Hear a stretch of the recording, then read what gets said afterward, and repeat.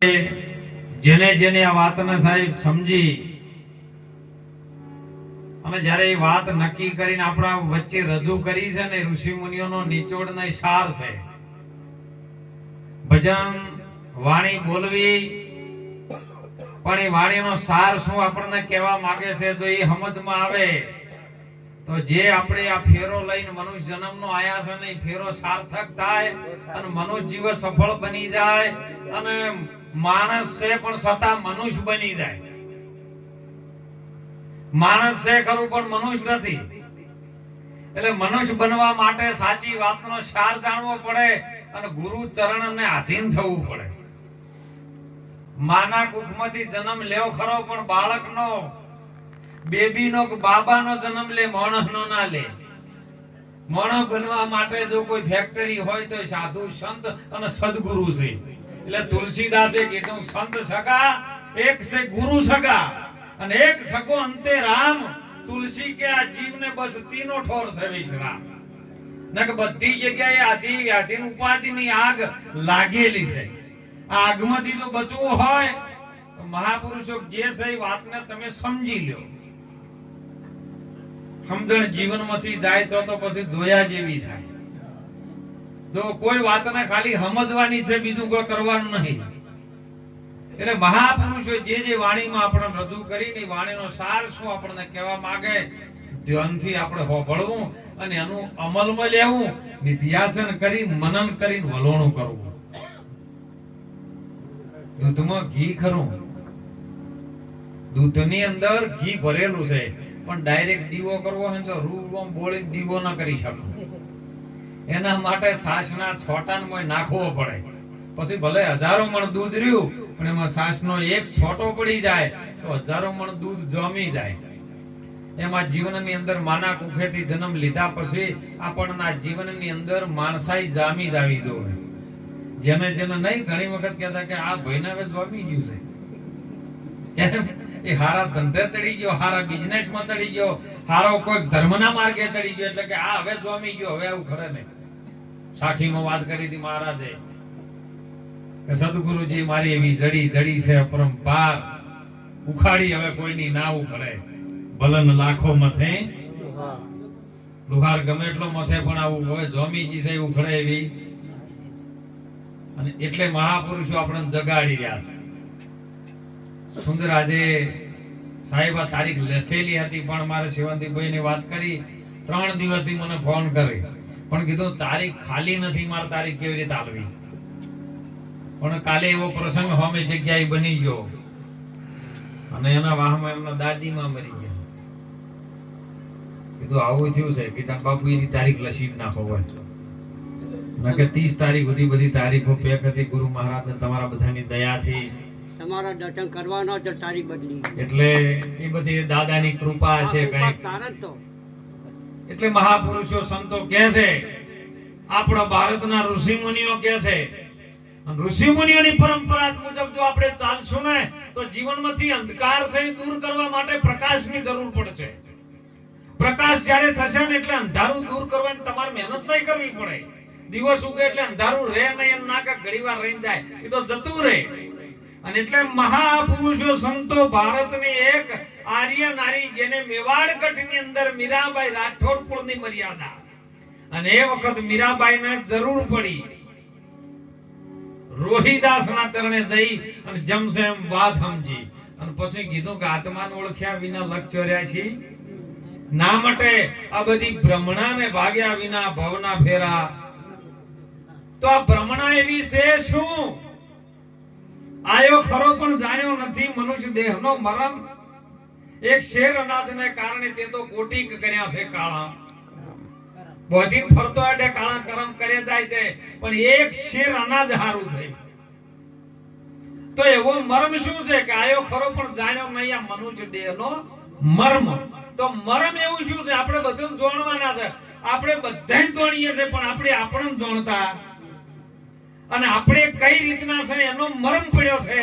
મરમ ખાલી આપણે હોય બેઠા છે, હોય પાણી ભરેલું છે નેચે.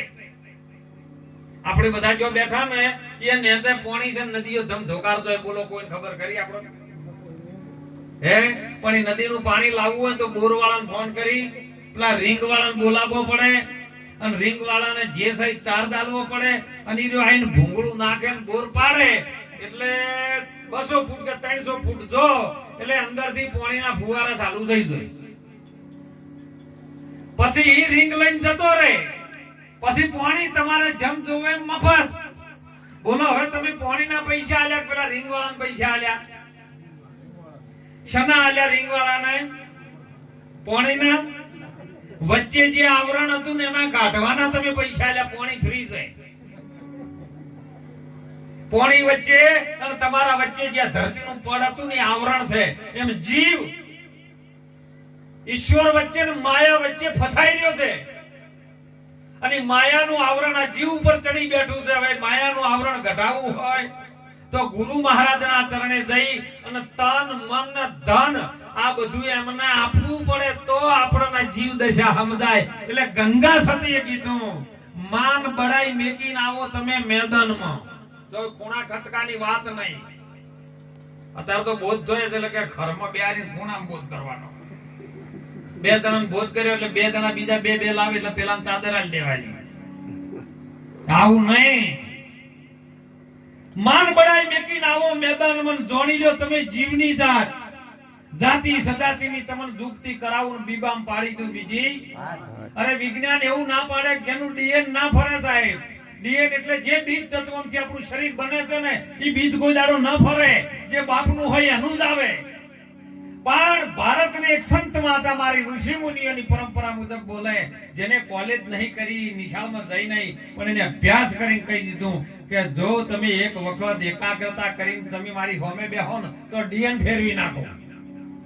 જોણી લ્યો જીવની જાત સજાતિ વિજાતિની જુગતી કરાવું બીબે પાડું બીજી પાછ. કેમ? તો જીવ પણ આમ એ દશામાં બેઠો છે પણ જીવમાંથી તને શિવ કરીને મેકો. બોલો તફાવત પડે કે ન પડે?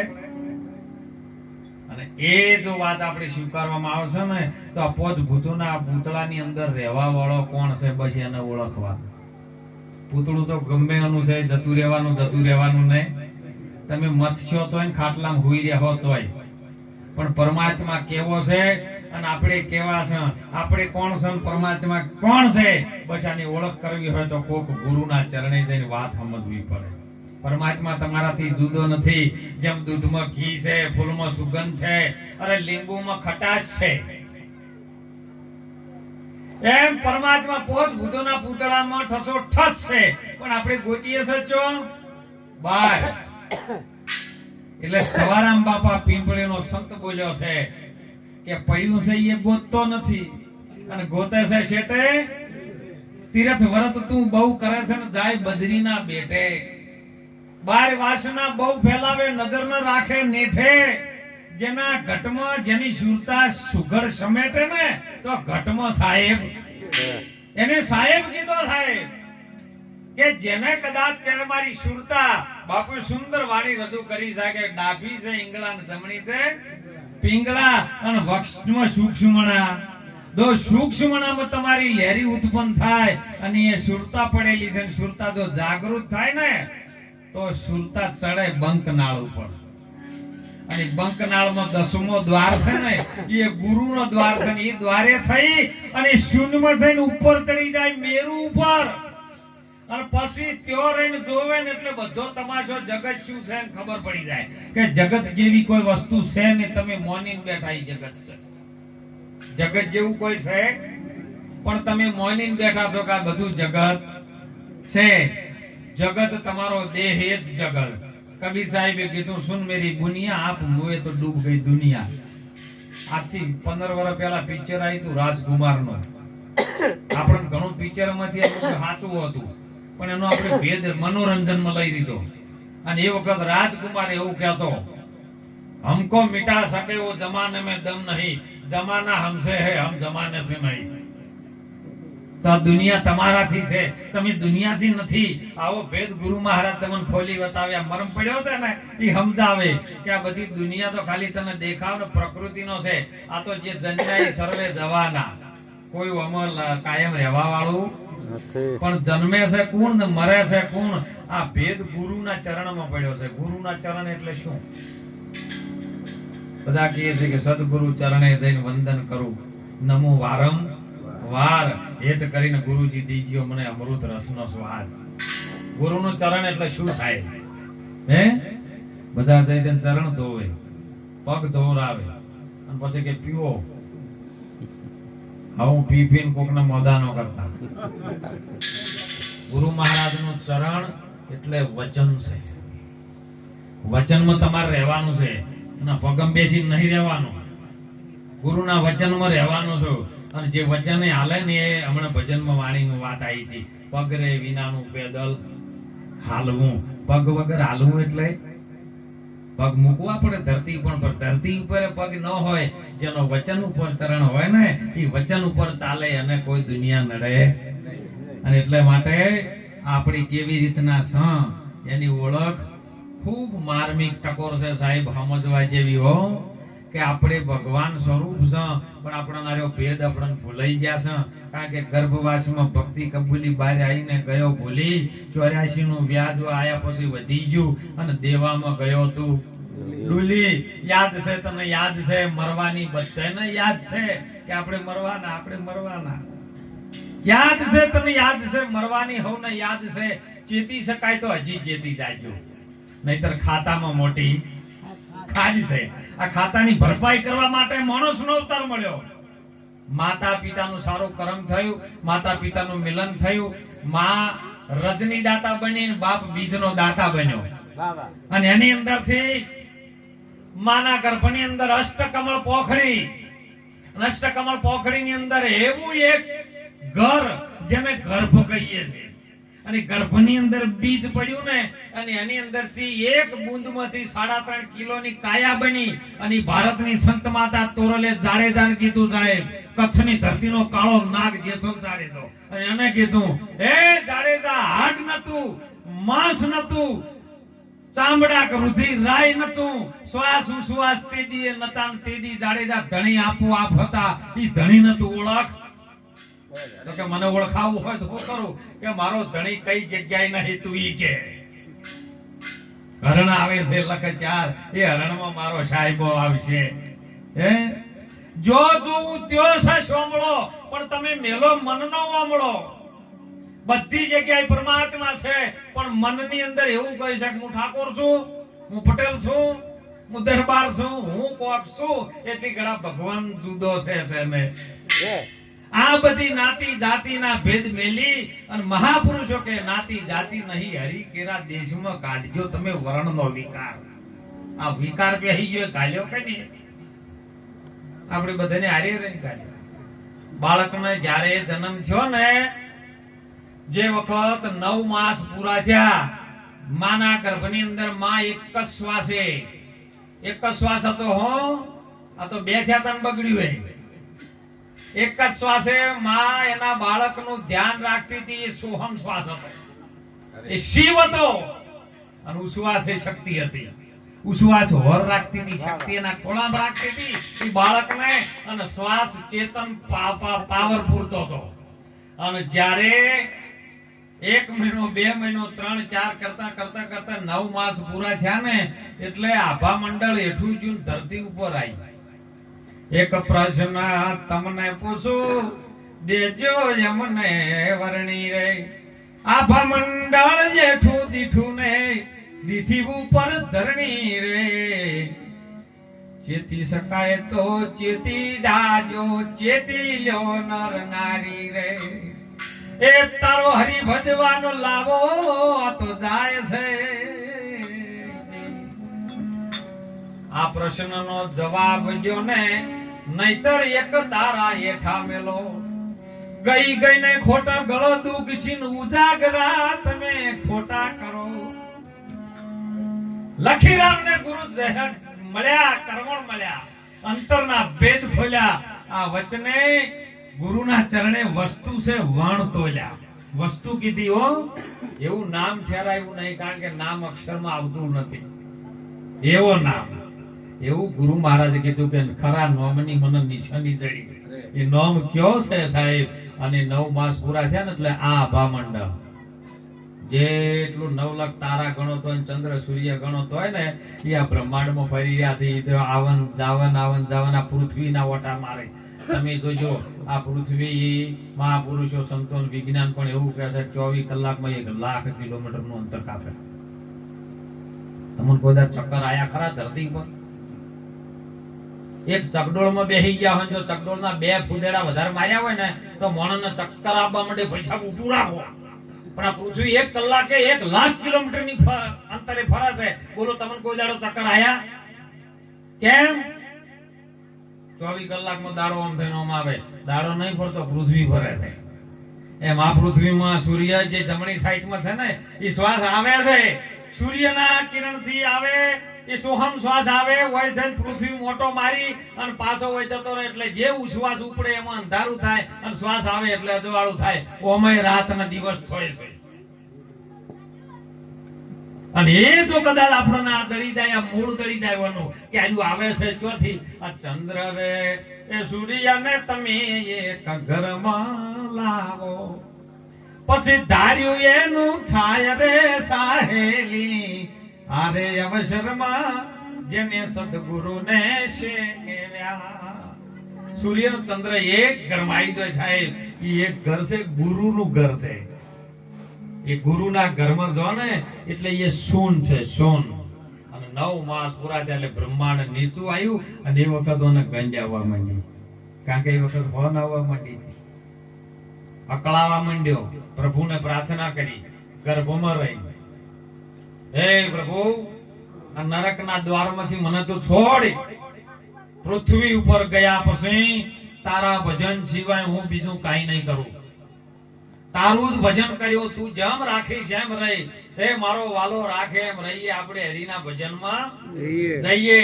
અને સાહેબ જેવું બાર મસ્તક આવ્યું, જો ગોરખનાથના ભજનમાં ગયું, પિંડ રે એ ફૂટ્યો ને જેને બ્રહ્માંડ રચીજો, અને એની રે સૃષ્ટિ રે રચાઈ રે જોગીડા.